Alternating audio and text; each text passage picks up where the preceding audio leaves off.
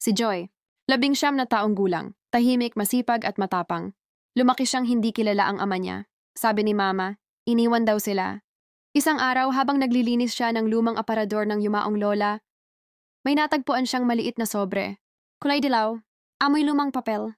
At sa harap may nakasulat, para kay Joy kung sakaling handa ka na. 3 minuto, 10 buntong hininga. Hindi alam ni Joy kung bubuksan ba niya o susunugin na lang. Pero sa huli, binuksan niya ito.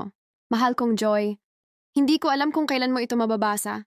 Baka galit ka pa rin. At kung ganon, maiintindihan ko. Hindi ako naging mabuting ama. Umalis ako dahil naging mahina ako. Nagkasakit ako at imbes na humingi ng tulong, pinili kong lumayo. Araw-araw kong iniisip ang unang beses mong tumawag ng tatay. Hindi ako humihingi ng kapatawaran. Gusto ko lang ipaalam, mahal na mahal kita, Joy. Tahimik lang si Joy.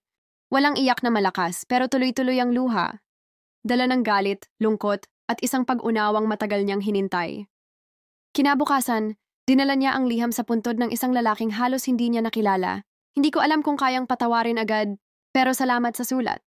And salamat, kapasamin. Ngayon mas magaan na. Hindi lahat ng sugat kayang pagalingin ng oras. Minsan kailangan lang marinig ang salitang patawad, kahit huli, kahit sa liham lang.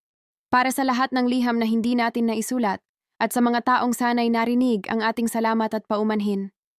Please like and subscribe for more narrated stories. MC Tagalog Stories. Thank you.